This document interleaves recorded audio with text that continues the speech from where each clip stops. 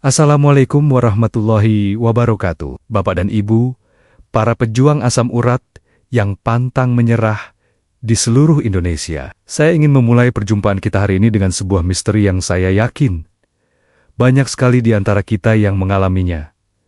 Pernahkah Bapak atau Ibu merasa sudah sangat berhati-hati? Sudah tidak berani lagi menyentuh emping? Sudah mengucapkan selamat tinggal pada sate kambing kesukaan? Bahkan mungkin sudah menjadi vegetarian. Tapi, saat tiba waktunya cek laboratorium, kenapa angka asam urat di kertas itu masih saja tinggi? Masih sering mencolek kita dengan rasa linu. Di persendian, rasanya seperti ada yang tidak beres, bukan? Kita sudah menutup ropet-ropet pintu masuk utama asam urat dari makanan hewani. Tapi kenapa musuh ini masih saja bisa menyelinap masuk dan membuat onar di dalam tubuh kita? Kita merasa sudah melakukan segalanya dengan benar. Namun hasilnya tidak sesuai harapan. Rasa frustrasi dan putus asa pun mulai menghampiri. Namun, bagaimana jika hari ini saya beritahu Anda sebuah rahasia yang bahkan membuat saya sebagai dokter pada awalnya merasa kaget dan heran? Bagaimana jika saya katakan bahwa pencuri yang diam-diam menaikkan asam urat Anda bukanlah berasal dari piring lauk pauk, melainkan justru dari mangkuk buah-buahan segar yang Anda anggap sebagai makanan paling aman dan paling sehat? Selamat datang kembali di channel kesayangan kita, Sobat Sehat Penyakit Dalam. Saya Dr. Irfan Ali. Misi saya hari ini adalah untuk membongkar sebuah konspirasi manis yang seringkali luput dari perhatian kita. Kita akan mengungkap buah mana saja yang ternyata bisa menjadi serigala berbulu domba bagi penderita asam urat. Dan tentu saja, saya juga akan berikan daftar domba-domba baik hati yang aman untuk kita nikmati. Maka dari itu, saya memohon kesediaan Bapak dan Ibu untuk menyimak perbincangan kita kali ini sampai tuntas. Informasi ini bisa jadi adalah kunci jawaban dari misteri asam urat Anda yang tak kunjung turun. Dan jika Bapak dan Ibu merasakan getaran semangat yang sama untuk sehat, jika Anda siap untuk menjadi detektif kesehatan bagi diri sendiri, saya undang Anda dengan sepenuh hati untuk menekan tombol subscribe sekarang juga. Ini wajib hukumnya agar kita bisa terus terhubung dan Anda tidak pernah ketinggalan rahasia-rahasia kesehatan penting lainnya. Setelah itu, mari kita tanamkan niat kita dengan menulis di kolom komentar. Saya mau asam urat normal. Untuk membuka wawasan kita, izinkan saya bercerita tentang Pak Tirtayasa, seorang pensiunan jaksa dari Surabaya yang berusia 66 tahun. Sebagai seorang mantan penegak hukum, beliau adalah sosok yang sangat logis, disiplin, dan tidak suka dengan sesuatu yang tidak masuk akal. Beliau menerapkan kedisiplinan yang sama dalam mengadili makanan yang masuk ke dalam tubuhnya. Beliau datang ke klinik saya bukan untuk mengeluh, tapi untuk menggugat kondisi tubuhnya sendiri. Beliau membawa setumpuk hasil laboratorium dan sebuah buku catatan makanan yang sangat rapi. Beliau adalah pasien paling patuh yang pernah saya temui.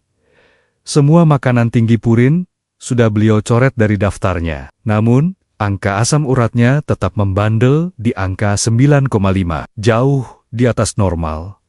Dan sendi-sendi di kakinya masih sering terasa ngilu. Dengan gaya bicaranya yang tegas, beliau berkata, "Dok, ini tidak masuk akal secara hukum. Saya sudah mengikuti semua aturan yang ada di buku. Saya sudah menghindari semua terdakwa purin, seperti jeroan, emping, dan daging merah. Tapi kenapa vonis asam urat saya tidak turun-turun juga? Tolong dok, cari di mana letak pelanggaran hukum di dalam tubuh saya ini." Apa yang dirasakan Pak Tirtayasa ini adalah sebuah bentuk kelelahan perjuangan atau battle fatigue. Beliau merasa sudah mengerahkan semua senjatanya, namun musuhnya tidak kunjung kalah. Rasa frustrasi seperti ini sangat berbahaya, karena bisa memadamkan semangat dan membuat seseorang menyerah total, lalu kembali ke pola hidup lama yang tidak sehat. Inilah mengapa menemukan senjata baru yang efektif sangatlah penting untuk menjaga moral perjuangan kita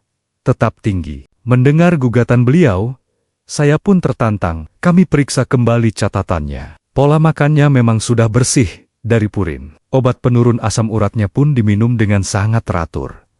Ini adalah sebuah misteri medis yang menarik. Jawabannya pasti tersembunyi di tempat yang tidak kita duga. Setelah mengobrol lebih dalam terungkaplah sebuah fakta krusial. Ternyata, meskipun sudah tidak makan daging, Pak Tirtayasa sangat menyukai buah-buahan manis. Sebagai penggantinya, setiap hari, beliau bisa menghabiskan 1 buah mangga harum manis ukuran besar saat musimnya, atau beberapa tangkai anggur impor, atau beberapa buah kurma sebagai camilan sehatnya. Disinilah letak kesalahannya. Musuh tersembunyinya bukanlah purin, melainkan gula buah atau fruktosa dalam jumlah yang berlebihan. Niat baiknya untuk mengganti makanan tidak sehat dengan buah, justru tanpa sadar telah membuka pintu masuk lain bagi asam urat untuk menumpuk di dalam tubuhnya. Ini adalah sebuah ironi yang seringkali terjadi. Nah, ini dia bagian paling serunya. Bapak dan Ibu pasti penasaran, bagaimana bisa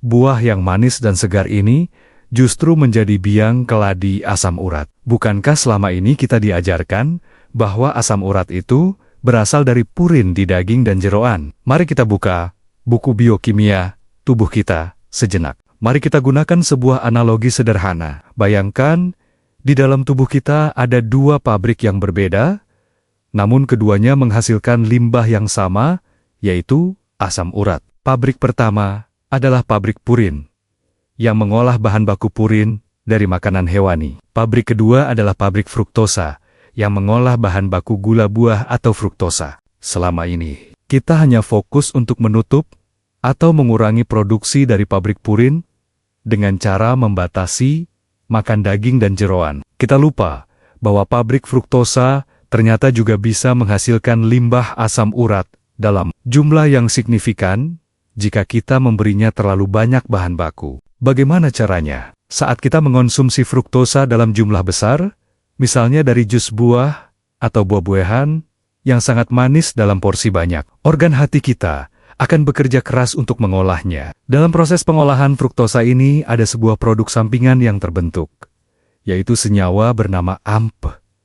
Nah, AMP inilah yang kemudian akan dipecah lebih lanjut oleh tubuh dan menghasilkan limbah akhir berupa asam urat. Jadi, Bapak dan Ibu bisa lihat, ada 2 jalur berbeda yang bisa menghasilkan asam urat di tubuh kita. Jalur purin dari protein hewani dan jalur fruktosa dari gula termasuk gula buah. Inilah mengapa, meskipun kita sudah menutup rapat jalur purin, jika kita masih membanjiri tubuh kita dengan fruktosa, maka kadar asam urat kita akan tetap tinggi. Ginjal kita tetap kewalahan membuang limbah yang datang dari 2 pabrik sekaligus. Pemahaman baru ini sangatlah penting, Bapak dan Ibu. Ini mengubah cara kita memandang diet asam urat. Ini bukan lagi sekadar perang melawan lemak dan jeroan, tapi juga perang melawan rasa manis yang berlebihan. Ini menjelaskan mengapa banyak pasien vegetarian yang bingung karena asam uratnya tetap tinggi, padahal mereka tidak pernah menyentuh daging sama sekali. Jawabannya seringkali tersembunyi di dalam mangkuk buah mereka. Pemahaman baru ini sangatlah penting, karena ia membuka mata kita terhadap 4 jebakan manis yang seringkali menjadi biang keladi asam urat yang membandel. Mari kita kenali satu persatu. Jebakan pertama adalah buah-buahan dengan kandungan fruktosa sangat tinggi. Tidak semua buah diciptakan sama kadar gulanya. Beberapa jenis buah secara alami memiliki kandungan fruktosa yang jauh lebih tinggi dibandingkan yang lain. Contoh juaranya adalah mangga, terutama yang matang manis, anggur, apel, pir, semangka, kurma, dan buah-buahan kering seperti kismis. Saya pernah merawat Ibu Ani dari Jakarta, yang asam uratnya selalu naik setiap kali musim mangga tiba. Beliau bisa menghabiskan 1-2 buah mangga harum manis setiap hari. Setelah beliau belajar untuk membatasi hanya beberapa potong saja, kadar asam uratnya menjadi lebih stabil. Jebakan kedua, dan ini adalah yang paling berbahaya, adalah jus buah. Saat kita membuat jus, kita menghancurkan seratnya dan hanya mengambil saripati air dan gulanya. Segelas jus jeruk kemasan, misalnya, bisa mengandung gula setara dengan 3-4 buah jeruk utuh, namun tanpa serat sama sekali. Ini adalah suntikan fruktosa dosis tinggi langsung ke dalam liver kita. Pak Budi dari Surabaya memiliki kebiasaan sehat minum segelas jus apel setiap pagi. Beliau tidak sadar bahwa kebiasaan ini justru menyumbang bahan baku bagi pabrik fruktosanya untuk memproduksi lebih banyak asam urat. Setelah menggantinya dengan air putih, nyeri sendinya berkurang. Jebakan ketiga adalah buah kering. Proses pengeringan buah akan menghilangkan kandungan airnya, sehingga membuat kandungan gulanya menjadi sangat terkonsentrasi. Kismis, kurma, aprikot kering meskipun terlihat kecil, adalah bom gula fruktosa yang sangat pekat. Mbah Siti dari Klaten sangat suka ngemil kismis karena praktis dan dianggap sehat. Beliau tidak menyangka bahwa segenggam kecil kismis itu bisa memberikan beban gula yang setara dengan makan beberapa sendok gula pasir. Dan jebakan keempat adalah porsi yang berlebihan. Bahkan untuk buah yang kadar fruktosanya sedang. Buah seperti pisang atau jeruk sebenarnya relatif aman. Namun jika kita mengonsumsinya dalam jumlah yang sangat banyak sekaligus, misalnya makan 3-4 buah pisang sebagai pengganti makan siang, maka total fruktosa yang masuk tetap saja akan menjadi besar dan membebani liver kita. Pak Joko dari Medan, seorang supir truk, memiliki kebiasaan makan beberapa sisir pisang sekaligus saat istirahat untuk menambah energi. Kebiasaan ini, ditambah dengan kurang minum air putih, menjadi salah satu faktor mengapa asam uratnya sering kambuh. Baik, cukup dengan daftar hitamnya. Sekarang, bagian yang paling ditunggu-tunggu. Kabar baiknya adalah, Bapak dan Ibu tidak perlu takut untuk makan buah sama sekali. Justru sebaliknya, ada banyak sekali buah-buahan yang menjadi sahabat bagi para pejuang asam urat.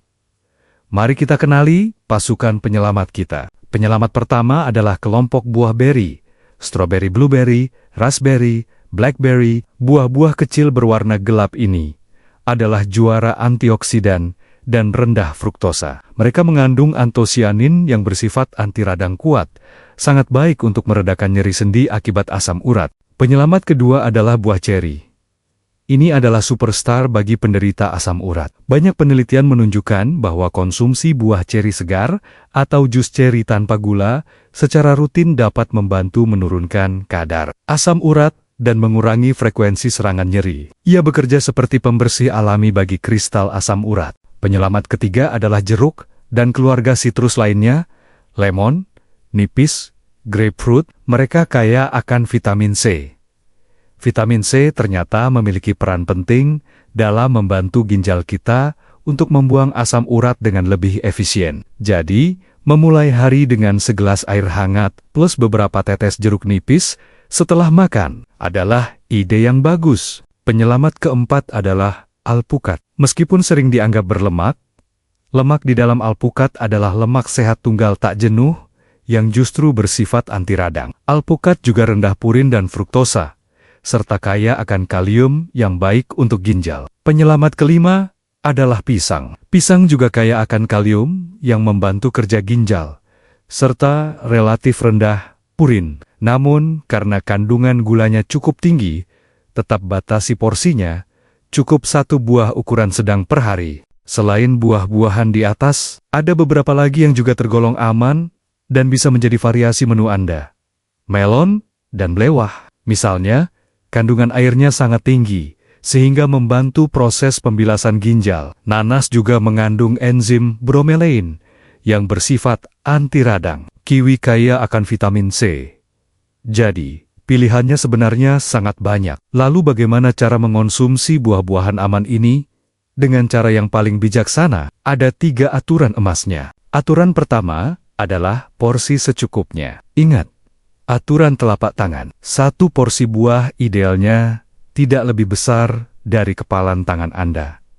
Jangan pernah makan buah sebagai pengganti menu makan utama. Jadikan ia sebagai camilan sehat di antara waktu makan, atau sebagai pencuci mulut. Aturan kedua adalah makan buah utuh, bukan jus.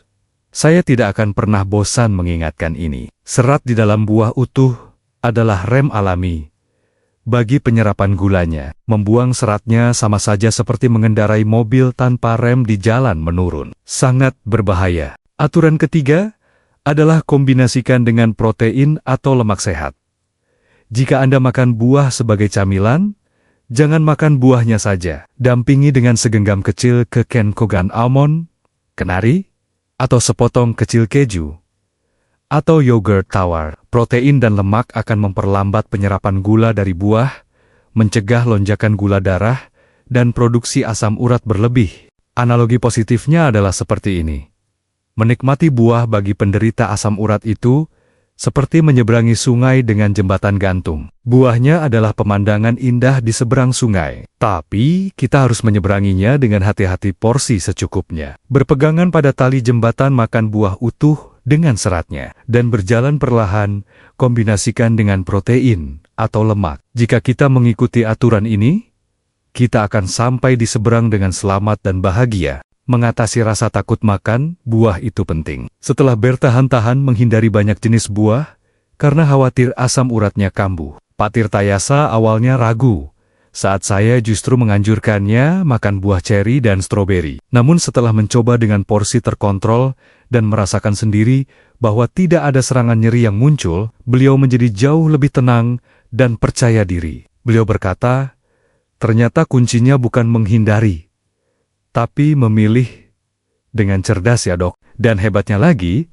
saat kita memilih buah-buahan sahabat asam urat ini, kita juga mendapatkan paket bonus kesehatan yang luar biasa. Manfaat tambahan pertama, tentu saja melimpahnya vitamin dan mineral penting untuk menjaga daya tahan tubuh kita tetap prima. Manfaat kedua, kandungan seratnya yang tinggi sangat baik untuk melancarkan pencernaan dan menjaga kesehatan usus. Manfaat ketiga, antioksidannya yang berwarna-warni sangat baik untuk menjaga kesehatan jantung, mata, dan kulit kita. Manfaat keempat, kandungan airnya membantu menjaga tubuh tetap terhidrasi. Dan manfaat kelima, rasa manis alaminya bisa memuaskan keinginan kita akan rasa manis tanpa harus bergantung pada gula pasir. Manfaat keenam yang tidak kalah penting adalah untuk kesehatan ginjal kita. Buah-buahan seperti melon, semangka, dan jeruk memiliki kandungan air yang tinggi. Mengonsumsi buah-buahan ini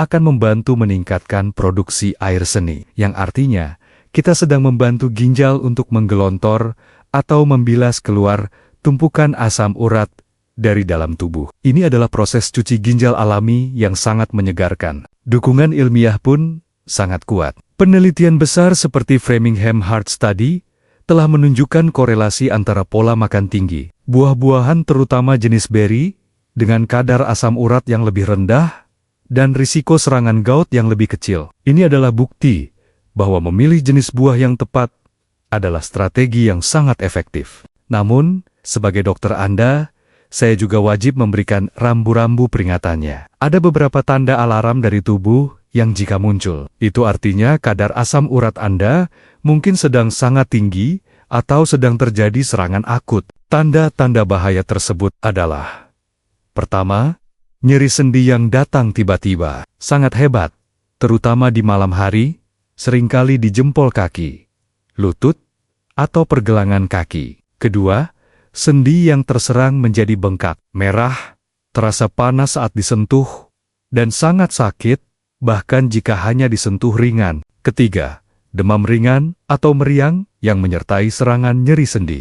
Keempat, jika Anda melihat ada benjolan keras tofi di bawah kulit sekitar sendi yang sering meradang. Dan kelima, jika Anda mengalami nyeri pinggang hebat yang menjalar, yang bisa jadi tanda batu ginjal akibat asam urat. Saya juga ingin menambahkan satu peringatan lagi yang sangat penting, yaitu jangan pernah menghentikan obat penurun asam urat dari dokter Anda hanya karena Anda merasa sudah lebih baik setelah mengubah pola makan atau mencoba ramuan herbal. Obat seperti allopurinol bekerja dengan cara menghambat produksi asam urat. Menghentikannya secara tiba-tiba justru bisa memicu serangan nyeri yang lebih hebat. Selalu diskusikan setiap perubahan dengan dokter Anda. Kita telah sampai di penghujung perbincangan kita. Pesan kunci yang ingin saya titipkan adalah sebuah perbandingan. Biaya untuk membeli beberapa buah ceri atau stroberi mungkin terasa sedikit lebih mahal. Tapi bandingkan dengan biaya obat-obatan pereda nyeri seumur hidup, biaya suntikan sendi, atau bahkan biaya operasi jika sendi kita sudah rusak parah akibat serangan asam urat yang berulang. Pilihan kini ada di tangan Bapak dan Ibu.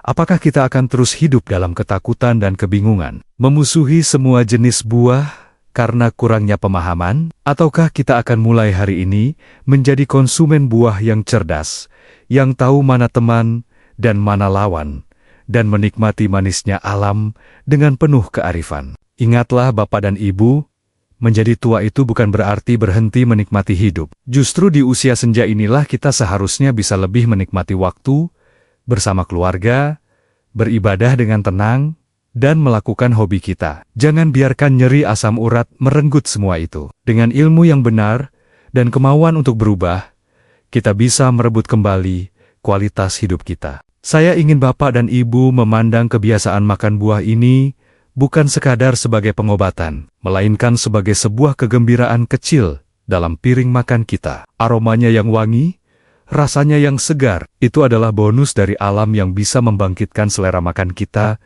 yang mungkin mulai menurun di usia senja. Jadi, sambil kita mengobati sendi, kita juga sedang memanjakan lidah dan hidung kita dengan cara yang sehat. Sebagai penutup, saya punya satu permohonan tulus. Di luar sana, banyak sekali para penderita asam urat yang masih salah kaprah tentang buah-buahan. Mereka sangat membutuhkan pencerahan ini.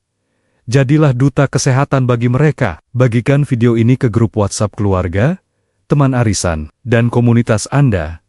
Satu share dari Anda bisa membebaskan seseorang dari rasa takut yang tidak perlu. Jangan lupa untuk menekan tombol like jika informasi ini mencerahkan, dan subscribe agar kita bisa terus belajar bersama. Di video selanjutnya, kami dari Sobat Sehat Penyakit Dalam akan membahas tentang 3 jenis sarapan yang paling buruk dan harus dihindari oleh para penderita kolesterol tinggi. Ingatlah selalu pesan saya. Buah adalah anugerah alam yang luar biasa. Jangan dimusuhi, tapi pelajarilah cara bersahabat dengannya. Tubuh kita di usia senja membutuhkan kearifan, bukan pantangan yang membabi buta. Pilihlah buah yang ramah, nikmati dengan porsi yang sopan, dan dampingi dengan teman yang baik. Wassalamualaikum warahmatullahi wabarakatuh.